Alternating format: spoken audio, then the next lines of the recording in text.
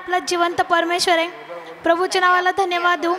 या सिस्टरांच्या भावाची साक्ष आहे. त्या सांगतात की 1-2-3 दिवस झालं त्यांच्या भावाला अचानक खूप खोकला यायला लागला आणि खोकला येत असताना त्या सांगतात की त्यांना इतक्या प्रमाणात खोकला येत होता की त्या खोकल्याद्वारे जवळजवळ वाटीभर रक्तसुद्धा पडायचं.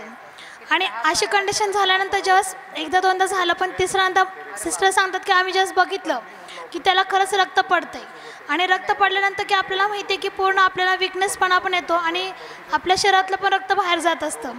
तर सिस्टर सांगतात की आम्ही देखील खूप घाबरलो होतो. जवळजवळ 2-3 दिवस झालं असं चालू होतं की त्याला खोकला आला की रक्त पडायचं, पण त्या म्हणतात की आम्हाला देखील समजत नव्हतं की नेमकं त्याला काय झालं आहे. कारण ते म्हणतात की आम्ही डॉक्टरांकडे नेलं तर डॉक्टरांनी आधी त्याला चेक केलं, गोळ्या औषध दिली, ते म्हणले की बरं होतील.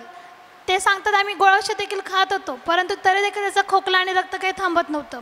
मग डॉक्टरांनी त्यांना टेस्ट करायला सांगितल्या. जास्त त्याचं टेस्ट केलं, चेकिंग केलं, त्याच्यामध्ये रिपोर्ट आले की त्यांच्या फुफ्फुसाला सूज आली म्हणून आणि तिथे थोडीशी गाठ यायला पण चालू झाली. तर सिस्टर सांगतात की फुफ्फुसाला आता गाठ आलं, त्यानंतर आता आम्ही काय करायचं. पण आपल्याला माहिती प्रेरणा की आपल्या शेजारी मागं काउंटरला आशीर्वादित तेल मिळतं की जे स्वतः पास्टरांनी त्याच्या प्रार्थना केलेले.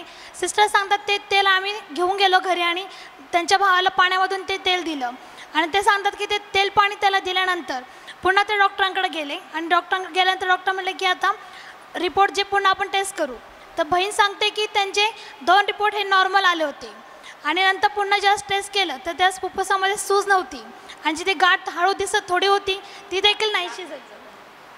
ते सांगतात की जी जखम होती ती देखील हळूहळू त्याची भरून आली होती. आणि बहीण सांगते की ज्यावेळेस आम्ही विश्वासाने पास्टरांकडून देखील प्रार्थना केली होती की त्याचा खोकला आणि रक्त थांबावं आणि त्या सांगतात की काल रात्रीपासून त्या भावाचं पूर्णपणे खोकला देखील थांबला आणि जे रक्त पडत होतं ते पूर्णपणे रक्त देखील थांबलं आणि काल रात्री त्यालासुद्धा एक शांतीची झोप लागली. आणि त्या सांगतात की आम्ही कुटुंब देखील काल शांतीने आणि शांतपणे आम्ही झोपलो. तर त्या म्हणतात की जसं आम्ही चर्चमध्ये येऊन विश्वासाने प्रार्थना केली आणि जे तेल मिळतं ते तेल देखील आम्ही घेऊन गेलो आणि त्याला जे दिलं, बहीण सांगते की त्याद्वारे त्यांच्या भावाला प्रभूने पूर्णपणे आरोग्य दिलं.